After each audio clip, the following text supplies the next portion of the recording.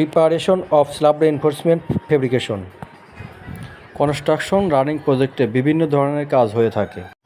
এখানে দেখতে পাচ্ছেন বিম ছাড়ার পরে ছাদে রড বিছানোর জন্য শীট বিছানো হচ্ছে।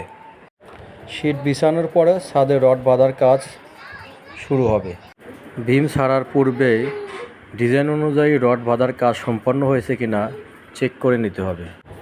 ডিজাইন অনুযায়ী বিমের স্টিরাপের স্পেসিং ঠিক আছে কিনা দেখে নিতে হবে। শাটারের ডালার শার্পের সুন্দর আনে। বিমের ক্লিয়ার কভারগুলো ঠিক আছে কিনা যথাযথ আছে কিনা দেখে নিতে হবে। সেই সাথে কলামের ভিতরে বিমের জয়েন্টে মিনিমাম দুইটা রিং দেওয়া আছে কিনা অবশ্যই দেখে নিতে হবে। রড বিছানোর পূর্বেই শীটের জয়েন্টে টেপিং করে নিতে হবে।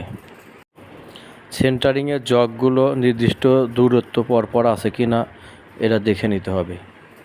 সাথে ছাদের লেবেলিংটা দেখে নিতে ভুলবেন না। ধন্যবাদ সবাইকে।